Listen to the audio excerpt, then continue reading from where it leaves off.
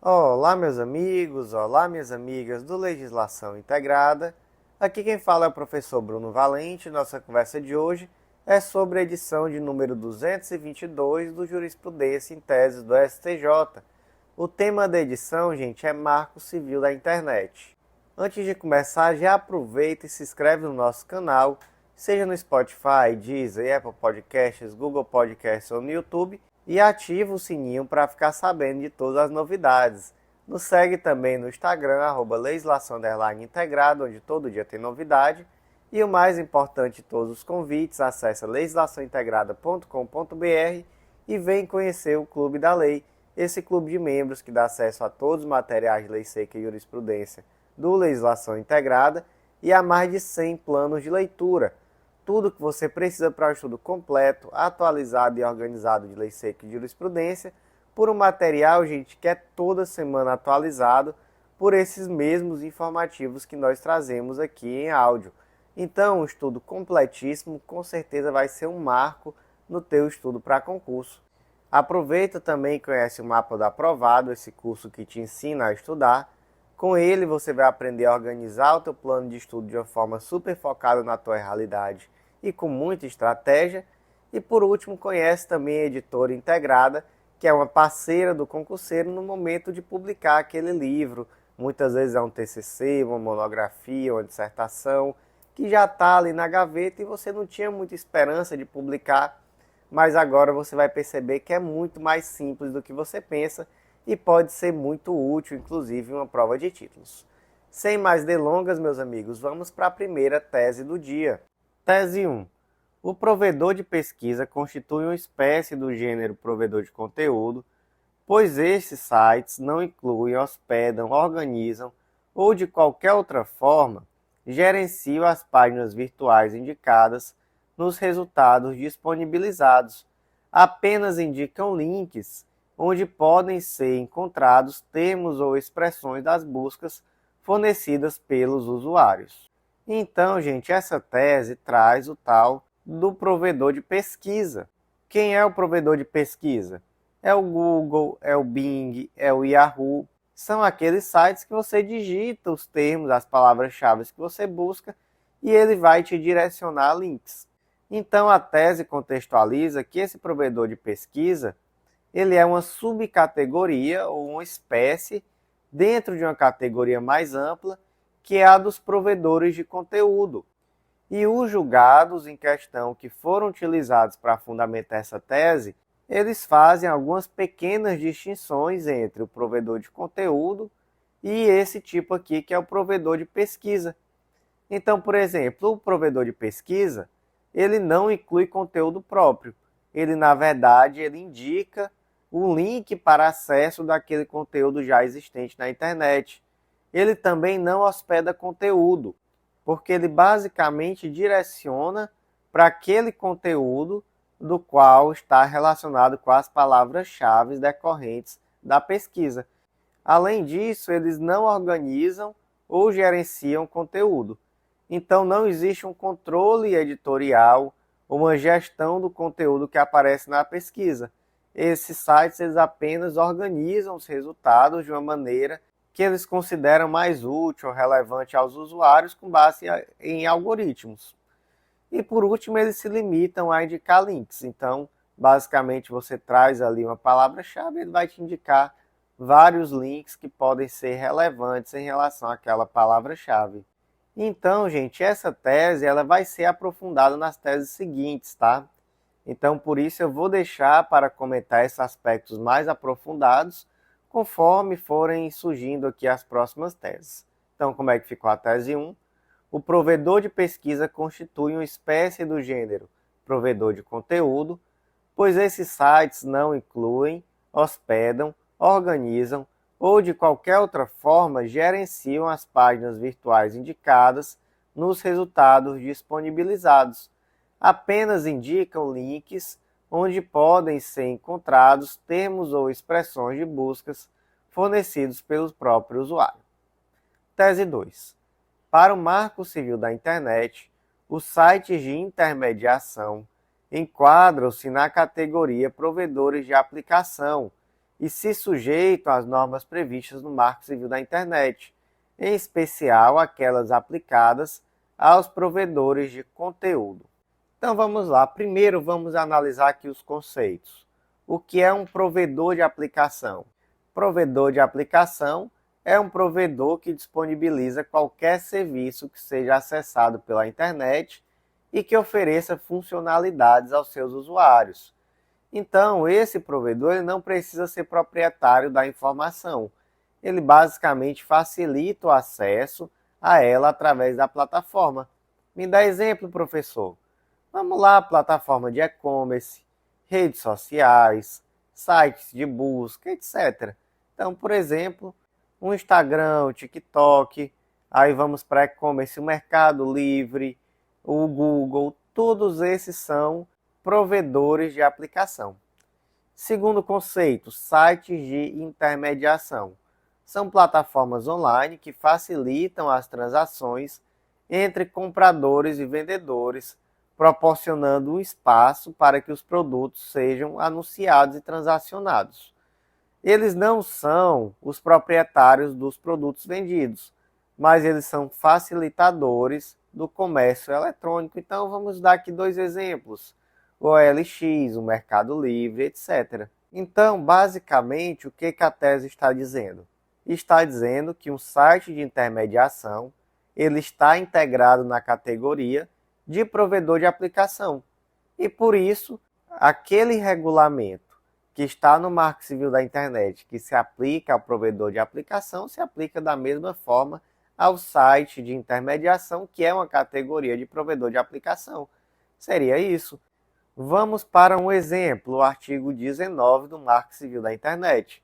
Com o intuito de assegurar a liberdade de expressão e impedir a censura, o provedor de aplicação de internet somente será responsabilizado civilmente pelos danos decorrentes de conteúdo gerado por terceiros se, após ordem judicial específica, não tomar as providências para, no âmbito e nos limites técnicos de seu serviço e dentro do prazo assinalado, tornar indisponível o conteúdo apontado como infringente, ressalvadas as disposições legais em contrário.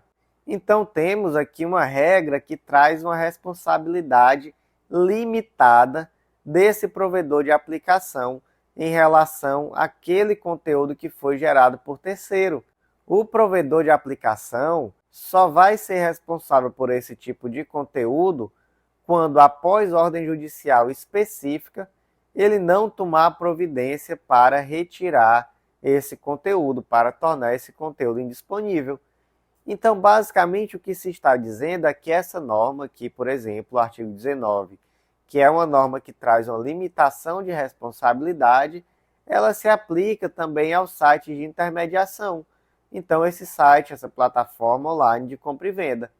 E é por isso, por exemplo, que eu trouxe no informativo escrito um exemplo, um caso concreto que foi envolvendo o Mercado Livre, onde o indivíduo ele estava anunciando um notebook, ele recebeu um e-mail falso informando que ele deveria enviar esse notebook pelo correio, já que esse notebook teria sido supostamente vendido, e ele simplesmente pegou o notebook, colocou no correio e enviou para o fraudador.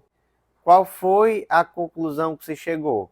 Que o Mercado Livre é um provedor de aplicação e que ele não é responsável pelo conteúdo falso inserido por terceiros na internet, então um e-mail falso enviado por um estelionatário, e que ele só seria responsável na hipótese do artigo 19, quando após ordem judicial ele não tomasse as providências cabíveis dentro daquilo que fosse tecnicamente possível para retirar esse conteúdo da internet.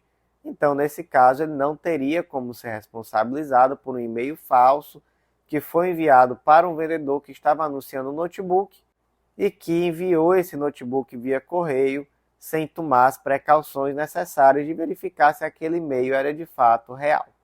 Tese 2, então, para o Marco Civil da Internet, os sites de intermediação enquadram-se na categoria dos provedores de aplicações e se sujeitam às normas previstas no Marco Civil da Internet, em especial aquelas aplicáveis aos provedores de conteúdo. Tese 3.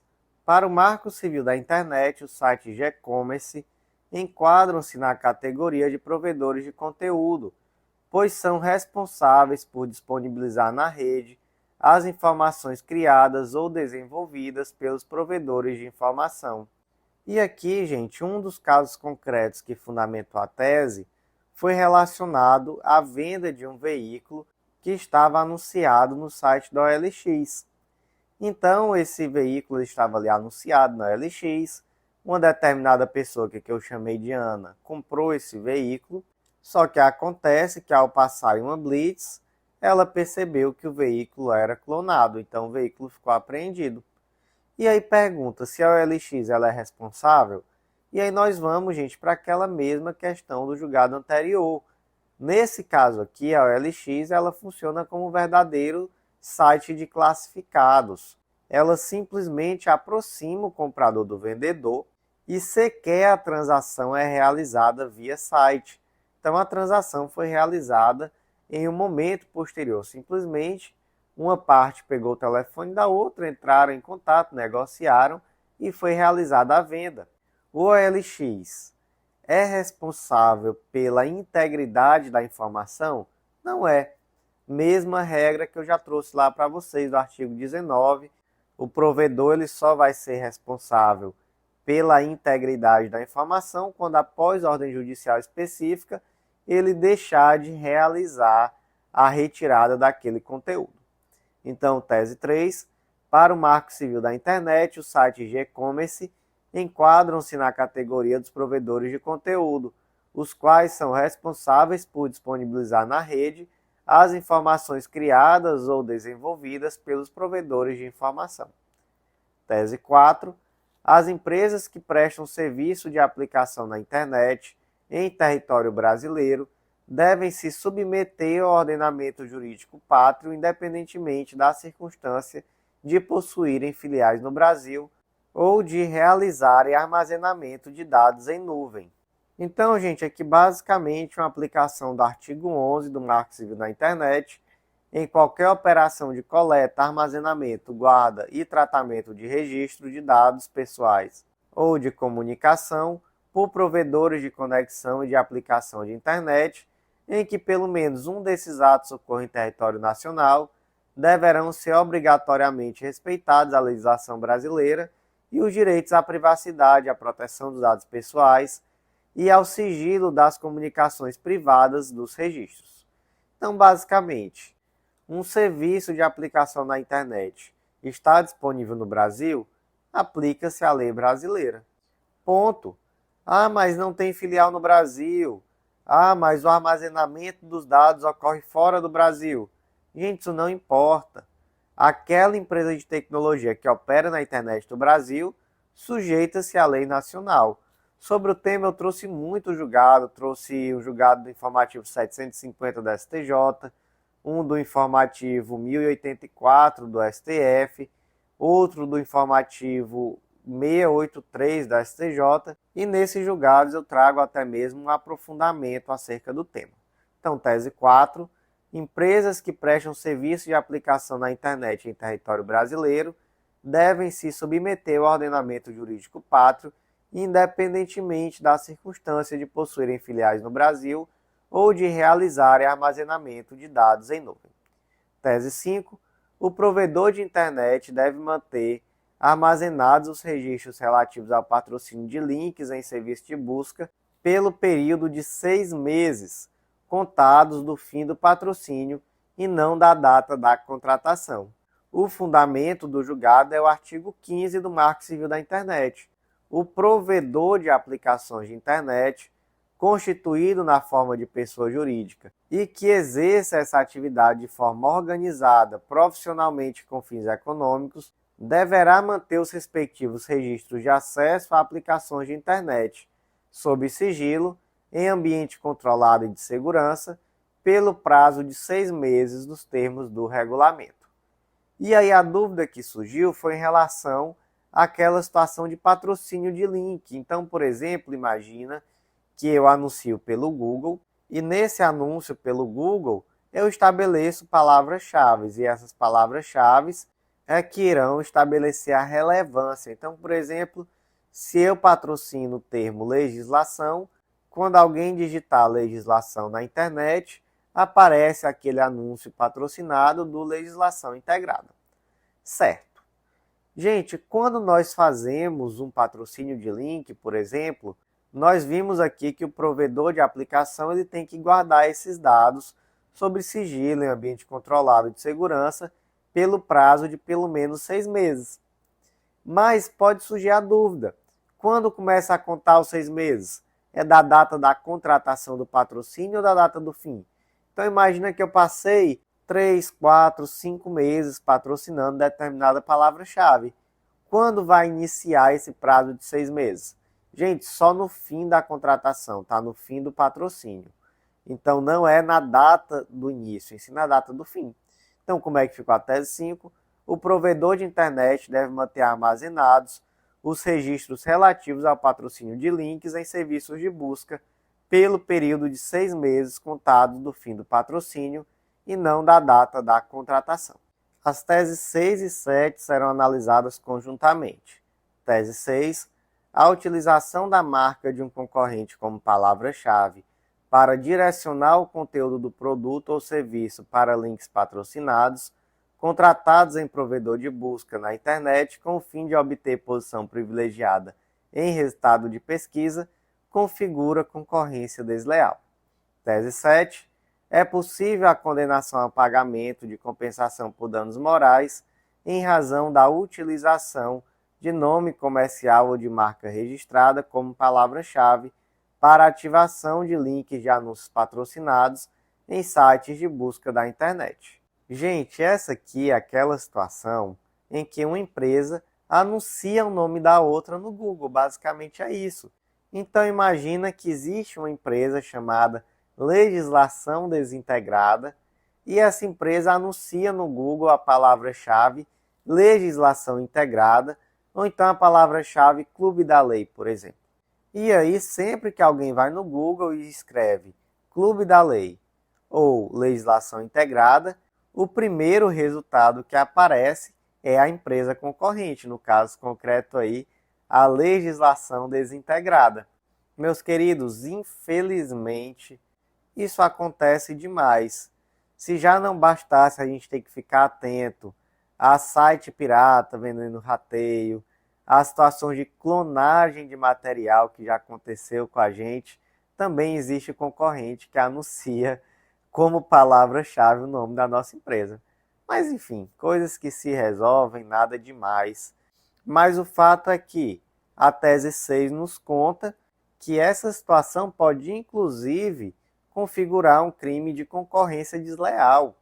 Então, de fato, não é possível você anunciar o nome do seu concorrente para que através desse anúncio você desvie a clientela dele. E já a tese 7 nos traz o quê? Nos traz que daí também decorre um dano moral. Gente, lá no RESP 2.032.932 de São Paulo, a terceira turma do STJ trouxe isso de uma forma um pouco mais detalhada. Então concluiu-se que fica caracterizada a concorrência desleal quando a ferramenta Google Ads é utilizada para a compra de palavra-chave correspondente à marca registrada ou nome empresarial. 2. O titular da marca ou do nome e o adquirente da palavra-chave atuam no mesmo ramo de negócio, ou seja, são concorrentes, oferecendo serviços ou produtos tidos por semelhantes. E 3. O uso da palavra-chave é suscetível de violar as funções identificadora e de investimento da marca e do nome empresarial adquiridos como palavra-chave. Então, de fato, nessa situação em que a legislação desintegrada anuncia os termos Clube da Lei ou os termos Legislação Integrada, esse determinado curso Legislação Desintegrada, aqui fictício, ele comete crime de concorrência desleal porque ele está realizando um desvio de clientela, ele está induzindo o consumidor ao erro, já que muitas vezes ele pode causar confusão e isso ainda gera um dano moral para a empresa vítima. Então, tese 6, a utilização da marca de um concorrente como palavra-chave para direcionar o consumidor do produto ou serviço para links patrocinados, contratados em provedores de busca na internet, com o fim de obter posição privilegiada em resultado de pesquisa, configura concorrência desleal. Tese 7. É possível a condenação ao pagamento de compensação por danos morais em razão da utilização de dano comercial e ou qualquer marca registrada como palavra-chave para ativação de links ou anúncios patrocinados em sites de busca na internet. Tese 8. A responsabilidade limitada dos provedores de pesquisa, prevista no artigo 19 do Marco Civil da Internet, não se aplica na sua atuação no mercado de links patrocinados. Então vamos lá, gente. Nós conversamos que pelo artigo 19 do Marco Civil da Internet, o provedor de aplicações ele só é responsável pela legalidade de uma determinada publicação, conteúdo, etc., que foi produzido por terceiro, quando, após uma ordem judicial específica, ele deixa de retirar esse conteúdo da internet. E, obviamente, é necessário verificar se existiria condição técnica para tanto, obviamente. Certo, mas a pergunta aqui é a seguinte.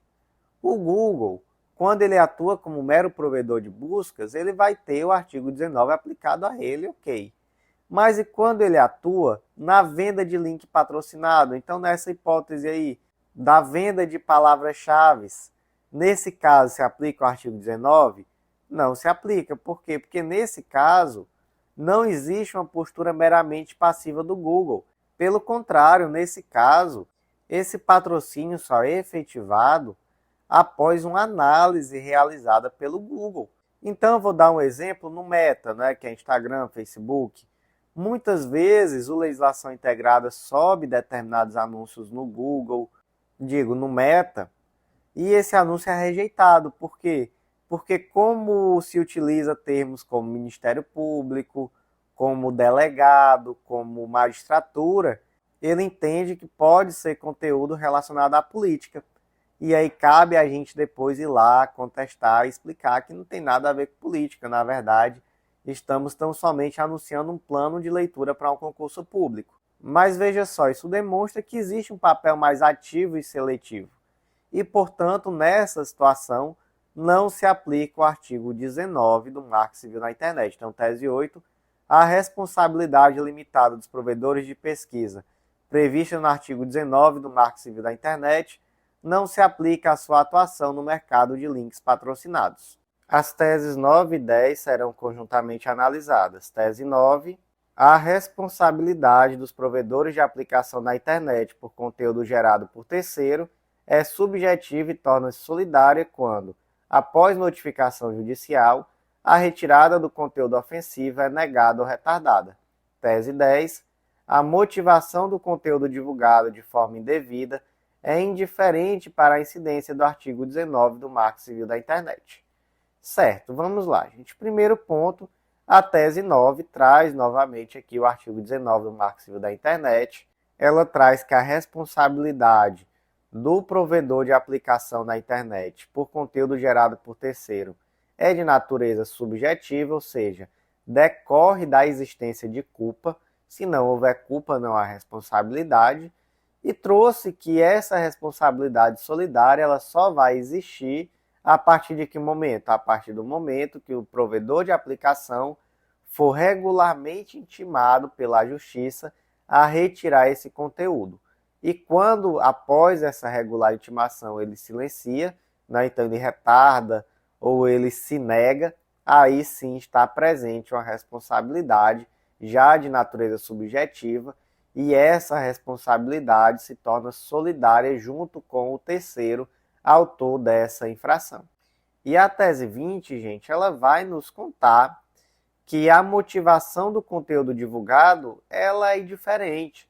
Então não importa se esse conteúdo gerado por terceiro que foi considerado ofensivo, se essa postagem, por exemplo, foi motivada por um motivo bom ou ruim. Não importa. Se veio a ordem judicial para retirar, cabe a esse provedor de aplicação retirar. Não importa perquirir o motivo, ele só tem que cumprir a ordem judicial. Gente, provavelmente virão novas edições sobre o tema. Marco Civil da Internet.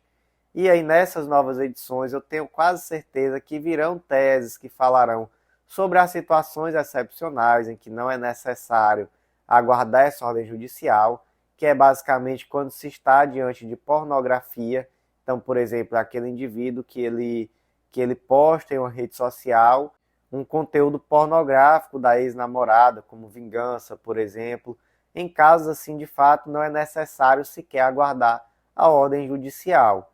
Mas aí se trata de uma regra específica do Marco Civil da Internet, e eu estou quase certo de que teremos as próximas edições também sobre o tema Marco Civil da Internet, e que nós vamos nos debruçar muito bem sobre essas situações, tá? Então, por conta disso, vamos aguardar as próximas edições para debater esses temas mais aprofundados. Nessa edição, nós ficamos basicamente aqui no artigo 19. Pouco saímos, basicamente saímos em uma das teses para falar sobre o artigo 15. Mas, de toda forma, um informativo muito importante, tudo aquilo que trata de Marco Civil na internet é muito importante, tá? Então vamos reler as duas últimas teses de hoje.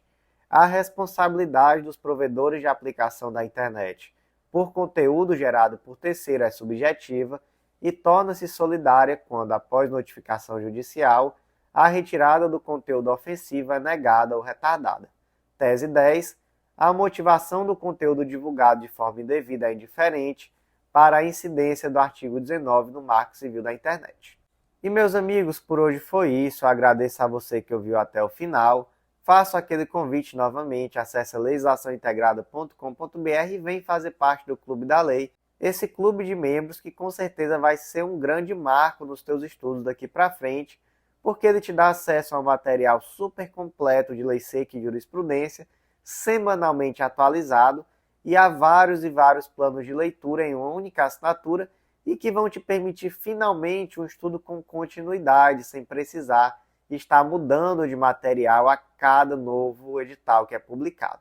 Também os convido para conhecer o Mapa da Aprovada, esse curso que te ensina a estudar.